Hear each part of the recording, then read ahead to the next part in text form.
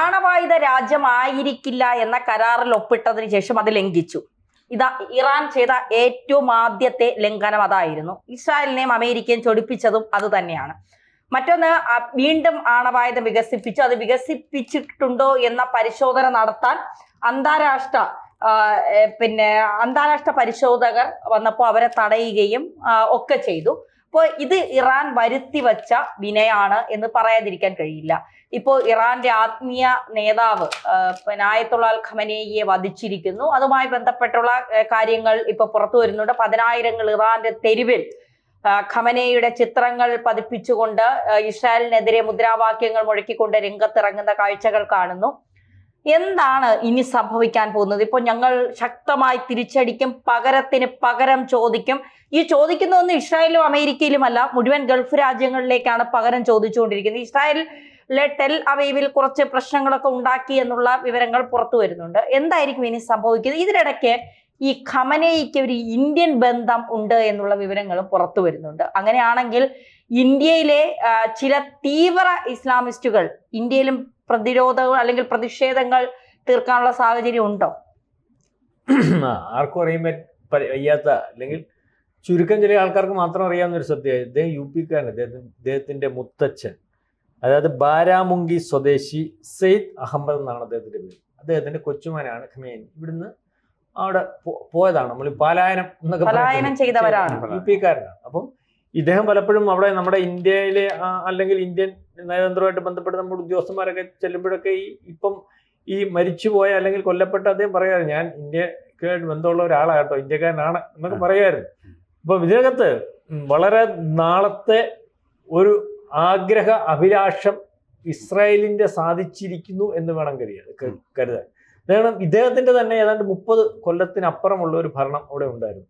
42-47 കൊല്ലമായെന്ന് തോന്നുന്നു ഈ ഖമേനി അല്ലെങ്കിൽ ഈ പറയുന്ന ഈ ഒരു ഭരണ സംവിധാനം അവിടെ വന്നിട്ട്. മത സംവിധാനം വന്നിട്ട് 46 കൊല്ലം, 47 ഏതായാലും 47 വർഷം എങ്കിലും ഉണ്ട്.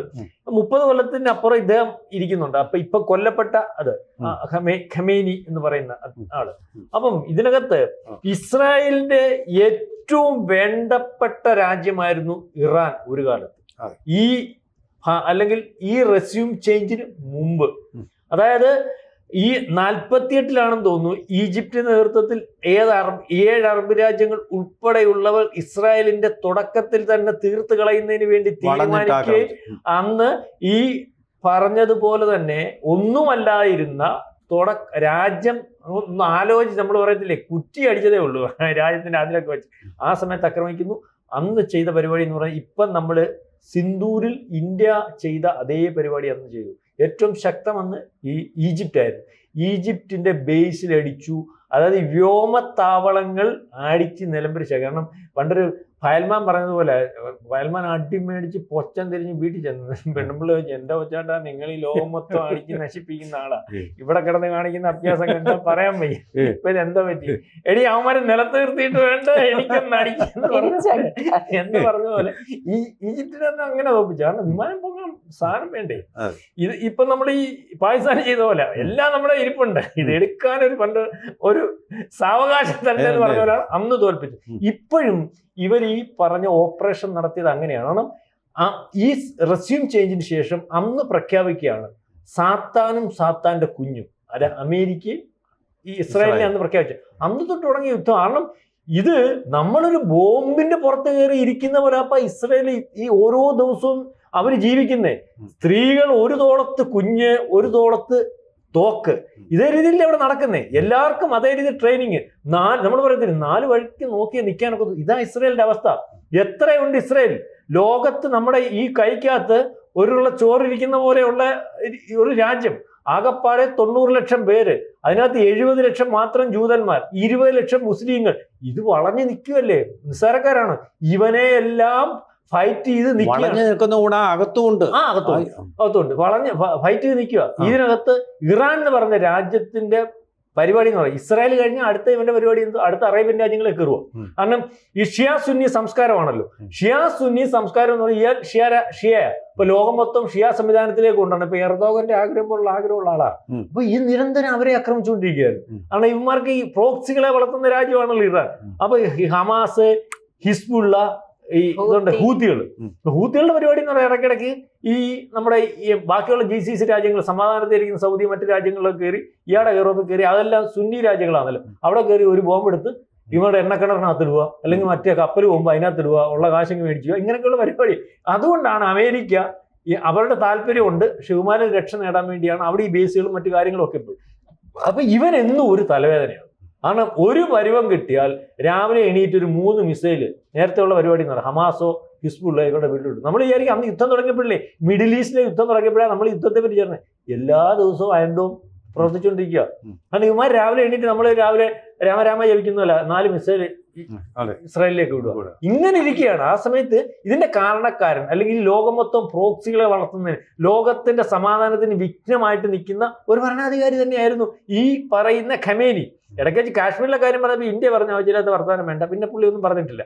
നമുക്ക് ഈ എന്നും ഇറാൻ ഏത് റെസ്യൂം ചേഞ്ച് വന്നപ്പോഴും നമ്മുടെ ഭാഗമായിട്ട് ഇപ്പൊ അവിടുത്തെ ഈ പോർട്ടിന്റെ കാര്യമൊക്കെ അറിയാമല്ലോ. അപ്പൊ നമുക്ക് പറയാൻ പറ്റത്തെങ്കിലും ഇയാളൊരു ലോക ശല്യമാണ്. ഇസ്രായേലിനെ സംബന്ധിച്ചിടത്തോളം അവരുടെ നിലനിൽപ്പിന്റെ ഭാഗം.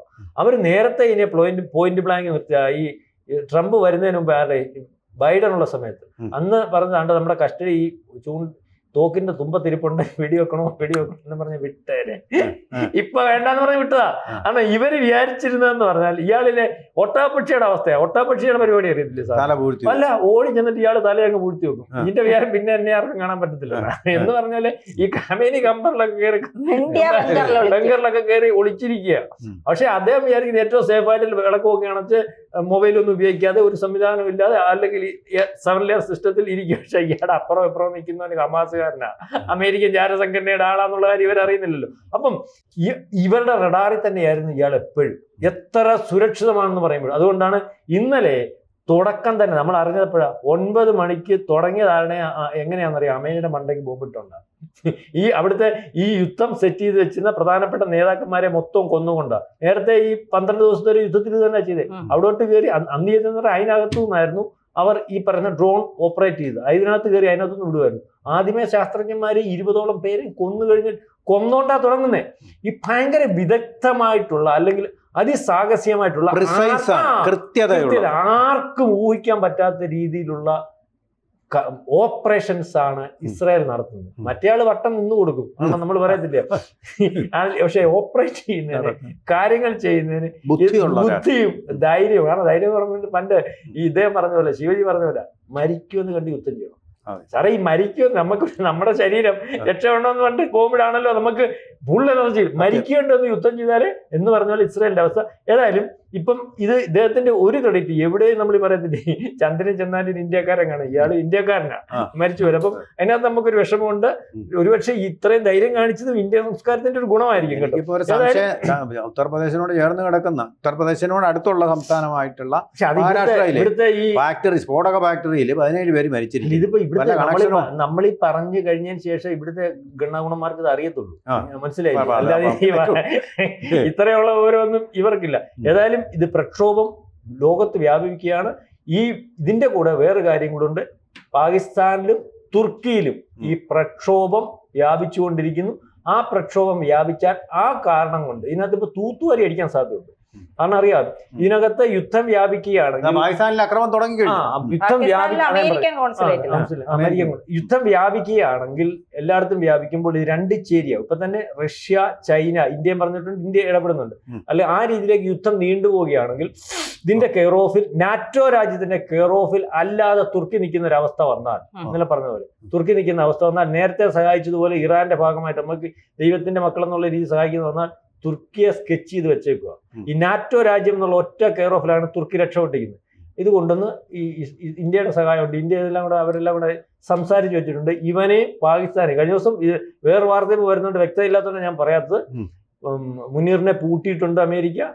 ഇറാനിൽ നിന്ന് അല്ലെങ്കിൽ ഇറാനെ ആക്രമിക്കാൻ പാക് ബേസുകൾ ഉപയോഗിച്ചിരിക്കുന്നു എന്നുള്ള രീതിയിലേക്കുള്ള വാർത്ത വരുന്നുണ്ട്. അത് നമുക്ക് വ്യക്തത കിട്ടിക്കഴിഞ്ഞിട്ട് അതിന്റെ ഡീറ്റെയിൽ വെച്ചിട്ട് എടുക്കാം. അത് വളരെ പ്രധാനപ്പെട്ട ഒരു സംഭവമാണ്. ഈ പാകിസ്ഥാന്റെ വലിയ ഡെവലപ്പിംഗ് സ്റ്റോറിയാണ്. എന്താണെന്ന് വെച്ച് കഴിഞ്ഞാൽ പാകിസ്ഥാൻ അകത്തോട്ട് കയറി ഇപ്പോൾ പോയിരിക്കുന്നത് ഇറാന്റെ മിസൈലല്ലേ. ഇറാന്റെ മിസൈൽ നേരത്തെ അവർ തമ്മിൽ യുദ്ധം ഉണ്ടായിട്ടുള്ളതാണ്. അതുപോലെ തന്നെ പാകിസ്ഥാൻ ഇപ്പോൾ അഫ്ഗാനിസ്ഥാനായിട്ട് യുദ്ധം ചെയ്തുകൊണ്ടിരിക്കുന്ന അവസരത്തിലാണ് കയറി അവിടുത്തെ അമേരിക്കൻ കോൺസുലേറ്റ് അടിച്ചിരിക്കുന്നത്. അതിൽ എന്തൊക്കെയാണ് സംഭവിച്ചതെന്ന് ഡീറ്റെയിൽസ് വരുന്നേ ഉള്ളൂ. ഇനി കറാച്ചിയിൽ ആക്രമണം നടക്കുക. പ്രധാനപ്പെട്ട തുറമുഖമാണവർ. നമ്മുടെ ചാബഹാറിന് പകരം പാകിസ്ഥാനുള്ള തുറമുഖമാണ് ഈ കറാച്ചി എന്ന് പറയുന്നത്. അത് ഒഴിവാക്കാൻ വേണ്ടിയാണ് നമ്മൾ പിന്നെ എന്താ നമ്മുടെ ചാബഹാർ തുറമുഖം 10 ലക്ഷം കോടി രൂപ അല്ലേ, 4,000 കോടി ഇന്ത്യ അവിടെ നിക്ഷേപിച്ചിട്ടുണ്ട്. എങ്കിലും 10 ലക്ഷം കോടിയുടെ സ്റ്റേക്കാണ് അതിനുള്ളത് നമ്മുടെ ഇന്ത്യക്ക് ഉണ്ട്. അതിന് സാമ്പത്തിക ലാഭം എന്ന് പറയുന്നത് അതിൻ്റെ ഒരു അസറ്റായിട്ട് വരാൻ സാധ്യതയുള്ളത്. അത്രയും വലിയ ഒരു വിലപ്പെട്ട ഒരു തുറമുഖമാണ്. അപ്പോൾ ഈ കറാച്ചി ശരിക്കും പറഞ്ഞാൽ പണ്ടേ ഇന്ത്യയുടെ ഭാഗമാകേണ്ടതാണ്. ഹിന്ദു ഭൂരിപക്ഷമുള്ള പ്രദേശമായിരുന്നു. എന്തുകൊണ്ടും ഈ കറാച്ചി തന്നെ പാകിസ്ഥാന് കൊടുക്കാനുള്ള പ്രധാന കാരണമെന്ന് പറഞ്ഞാൽ അന്ന് ചോദിച്ചു ഈ ലൈൻ ഉണ്ടാക്കി അതിർത്തി രേഖ ഉണ്ടാക്കിയവരോട്. പാകിസ്ഥാനും ഒരു തുറമുഖം വേണ്ടേ, ഇവർക്ക് മുംബൈ ഉണ്ടല്ലോ, അതിന് പകരം ഞാൻ കൊടുത്തതാണെന്ന്. അപ്പോൾ ഈ ഹിന്ദു ഭൂരിപക്ഷത്തിൻ്റെ അടിസ്ഥാനത്തിൽ ഇന്ത്യക്ക് കിട്ടേണ്ട തുറമുഖമാണ്. ഇപ്പോൾ അവിടെയാണ് ഈ വീണ്ടും ഇറാൻ്റെ ആക്രമണം ഉണ്ടായിരിക്കുന്നത്. അപ്പോൾ എസ്കലേറ്റ് ചെയ്യുകയാണ്. ഗൾഫ് രാജ്യങ്ങളിൽ മാത്രം ഒതുങ്ങുന്നില്ല. ഇപ്പോൾ ലൈവായിട്ട് തന്നെ ദുബൈയിൽ ആക്രമണം നടന്നുകൊണ്ടിരിക്കുന്നു. ഇതൊരു ലോകമഹായുദ്ധത്തിൻ്റെ മഹാമാനങ്ങളിലേക്ക് പോയിക്കൊണ്ടിരിക്കുക. ഒരു മൂന്നാം ലോക മഹായുദ്ധം. കാര്യം ഇതൊക്കെ പറയുന്നെങ്കിൽ ഈ ട്രംപ് എന്ന് പറയുന്ന ആളുടെ ബുദ്ധിശൂന്യത കൊണ്ട്, ക്രാന്തദർശിത്വം ഇല്ലാത്തതുകൊണ്ട് ഇസ്രായേലിനെ സംബന്ധിച്ചിടത്തോളം അതിൻ്റെ സേഫ്റ്റിക്ക് വേണ്ടി അവർ ബുദ്ധി ഉപയോഗിക്കുന്നു. മറ്റേ മനുഷ്യൻ ബുദ്ധി ഇല്ലാത്തതുകൊണ്ട് ഇത് മുന്നിൽ കാണാതെ കയറി കടന്നൽ കൂട്ടി. ഇവിടെ ഇന്നലെ തുടങ്ങിയ ആക്രമണം, ഇസ്രായേലും അമേരിക്കയും ചേർന്ന് തുടങ്ങിയ ആക്രമണം, അതിന് സംയുക്തമായിട്ടിരിക്കുന്ന പേര് ഓപ്പറേഷൻ ലയൺസ് റോഡ് എന്നാണ്. പക്ഷേ ഈ ഖമനേയിയെ കൊല്ലാൻ ഇട്ട ഓപ്പറേഷന്റെ പേരാണ് എപ്പിക് ഫ്യൂറി. America operation. അത് ഖമനേയിയെ കൊല്ലാനായി അവരിട്ട ഓപ്പറേഷന്റെ പേരാണ് EPIC fury. Operation lion road. ഏകദേശം 30ഓളം ഡ്രോണുകൾ ഇസ്രായേലും അമേരിക്കയും കൂടിയുള്ള സംയുക്ത ഓപ്പറേഷനാണ്. അപ്പൊ ഈ ഖമനേയിയുടെ ഇരിക്കുന്ന ഓഫീസിന്റെ അല്ലെങ്കിൽ കെട്ടിടത്തിന്റെ അല്ലെങ്കിൽ കൊട്ടാരത്തിന്റെ അടുത്ത് ഏകദേശം 30ഓളം ഡ്രോണുകൾ എത്തിയിട്ടുണ്ടെന്നാണ് പറയുന്നത്. ഇത് മാസങ്ങൾ നീണ്ട ഓപ്പറേഷന്റെയും നിരീക്ഷണത്തിന്റെയും ഒക്കെ ഭാഗമായിട്ടാണ് ഖമനേയിയെ സ്കെച്ചിട്ട് ഇസ്രായേൽ തീർത്തത്. അതായത് ഇനി മുന്നോട്ട് പോയാൽ, കാരണം ആണവായുധ സമ്പുഷ്ടീകരണം ഇവര് ഒരു രീതിയിലും എന്താ പറയുക മാറ്റിവെക്കുന്നില്ല. 2 തവണ ചർച്ച നടത്തി. ആ ചർച്ചകളിലൊക്കെ പരാജയം. ഇവരൊന്നിനും ഈ ആണവായുധം ഉണ്ടാക്കില്ല, അല്ലെങ്കിൽ വികസിപ്പിക്കില്ല, അല്ലെങ്കിൽ സൂക്ഷിക്കില്ല എന്ന കരാർ ലംഘിച്ചുകൊണ്ടുള്ള ഒരു നീക്കമാണ് ഇറാൻ നടത്തിയത്. അതിന് കൃത്യമായ അടി ഇസ്രായേൽ. ശരിയാണ്. പിന്നെ ഓപ്പറേഷൻ ട്രൂ പ്രോമിസ് എന്നാണ് ഇറാൻ ഇട്ടിരിക്കുന്ന പേര്. ഇനിയിപ്പം വേറെ കാര്യങ്ങളുണ്ട്. ഈ ഖമേനിയുടെ സംസ്കാരം ഇന്ത്യയിലെങ്ങാനും വേണം, സ്മാരകം ഇന്ത്യയിൽ വേണം എന്നുള്ള ഒരു വർത്തമാനവും ചർച്ചയൊക്കെ വരുമെന്ന് അറിയത്തില്ല. നമ്മളിത് പിന്നെ യോഗി ആയതുകൊണ്ട് അക്കാര്യത്തിൽ യുപിയിൽ എന്തായാലും ഒരു തീരുമാനം ഉണ്ടാവില്ല. പിന്നെ എന്റെ ഏറ്റവും വലിയ സംശയം കേരളത്തിൽ, കാരണം ഇപ്പൊ ഇറാനെതിരെ ഒരു നീക്കവും നടത്തരുതെന്ന് MA ബേബിയും ഗോവിന്ദൻ മാഷും ഒക്കെ പറഞ്ഞിട്ടുണ്ട്. അത് കേട്ട് ഇസ്രായേലും അമേരിക്കയും പിന്മാറിയെന്നൊക്കെ കേൾക്കുന്നുണ്ട്. നമുക്കറിയില്ല. മാത്രമല്ല ഇപ്പൊ പ്രതിഷേധമൊക്കെ നടന്നിട്ടുണ്ട്. ഇറാൻ ജനതയ്ക്ക് നീതി വേണമെന്ന് പറഞ്ഞുകൊണ്ട് പ്രതിഷേധമൊക്കെ നടന്നുകൊണ്ട് കെട്ടുന്നെങ്കിൽ കേരളത്തിൽ മാത്രമേ ഖമനേയിക്കായി ഒരു ഒരു രക്തസാക്ഷി മറ്റേത് കൊടുക്കും. കാരണം ഇസ്ലാമാബാദിനെയും അതുപോലെ കറാച്ചിയെ ആക്രമിച്ച ഇറാന്റെ പരമോന്നത നേതാവായതുകൊണ്ട് ഇങ്ങ് കൊണ്ടുവരും. നമുക്കിവിടെ ഒരു ദർഗയൊക്കെ ഉണ്ടാക്കാം. ഇവർക്കാണല്ലോ ഈ ദർഗ ഇടുന്നത്. മറ്റേ സുന്നികൾക്ക് ആ ദർഗയിൽ വിശ്വാസമില്ല. ഇവർ ആ ദർഗ അവിടെ ഉണ്ടാക്കിയും കൊടുക്കും നമ്മുടെ യോഗി ആദിത്യനാഥ്. അങ്ങനെയും ചെയ്യും. അത് ഒരു അപ്പൂപ്പന്റെ അവസാന ആഗ്രഹം പോലെ അദ്ദേഹം ആത്മീയ നേതാവായ അദ്ദേഹം ഞാൻ ഉച്ചയ്ക്കൊന്നുമില്ല, ഏതാണ്ട് പൂർണ്ണമായിട്ടുള്ള ഒരു ശവശരീരം പോലും കിട്ടുന്ന ഒരു അവസ്ഥയില്ല. ഛിന്ന ഭിന്നമായ ശവശരീരമാണ്. ബങ്കർ ബസ്റ്റർ ആണെന്ന് കേൾക്കുന്നു. അപ്പം അത് പണ്ടിലെ നമ്മള് ചിരിക്കാൻ വേണ്ടി പറഞ്ഞുകൂടാ. നമ്മുടെ ഈ ഇദ്ദേഹത്തിന്റെ മരണം ഉണ്ടായിരുന്നില്ല, രാജീവ് ഗാന്ധിന്റെ. അത് ആ ശവം വെച്ചാണല്ലോ ആ പ്രാവശ്യം അവിടെ ഇലക്ഷൻ ജയിച്ചത്. ചിതാഭസ്മം ഈ 10,450 കുടത്തിനകത്ത്. പുള്ളിയുടെ ഒരു പാർട്സ് പോലും കിട്ടിയില്ല. അതുപോലെ ഇദ്ദേഹത്തിന്റെ ഒരു പാർട്സ് വേണമെങ്കിൽ UPയിൽ കൊണ്ടുകൊടുത്ത് അവിടെയും കൂടെ ഒരു ശവസംസ്കാരം ആ രീതിയിലൊക്കെ പല പാർട്സ് ആയിട്ട് ഒറ്റപൊടിയായിട്ട് കിട്ടാനുള്ള അദ്ദേഹത്തിന്റെ ബങ്കർ ബസ്റ്റർ ബോംബറല്ലേ, പിന്നെ അങ്ങനെ പൊടി പോലും കണ്ടുപിടിക്കാം. ബങ്കർ ബസ്റ്റർ ബോംബ് പണ്ട് ഈ പറയുന്ന വേറൊരാള് കണ്ട് ഇതുപോലെ വലിയൊരു ഈ ഹിസ്ബുള്ളയുടെ നേതാവ് ബോംബ് വരുന്ന കണ്ടുകൊണ്ട് ആ. ബോഡി ബോംബ് വരുന്ന കണ്ടുകൊണ്ട് ഇവന് ഹാർട്ട് അറ്റാക്ക് വന്ന് എത്തും. എത്രയൊക്കെ ധൈര്യമാ, മനസ്സിലായില്ലേ? എന്തായാലും അദ്ദേഹം ഹൂറികളെ അടുത്ത് പോയി, അത് 72 ഹൂറികളോടൊപ്പം പോയി സ്വർഗ രാജ്യം പൂകട്ടെ, മദ്യപ്പുഴയും പാൽപ്പുഴയൊക്കെ ഉള്ളിടത്ത് അദ്ദേഹം എന്തായാലും ഇറാനിലെ നേതാവ് കൊല്ലപ്പെട്ടതുമായി ബന്ധപ്പെട്ട് 10,000-ങ്ങളാണ് തെരുവിൽ ഇറാനിലെ. അദ്ദേഹത്തിന് ഏതായാലും ഇറാൻ അശാന്തിയിലേക്ക് പോകുന്നു. ശാന്തിയൊന്നും ഇല്ലായിരുന്നു, എന്നാലും ലോകവും കുറച്ചുകൂടി അശാന്തിയിലേക്ക് പോകും. അശാന്തിയിലേക്ക്. അതെ. ശരി.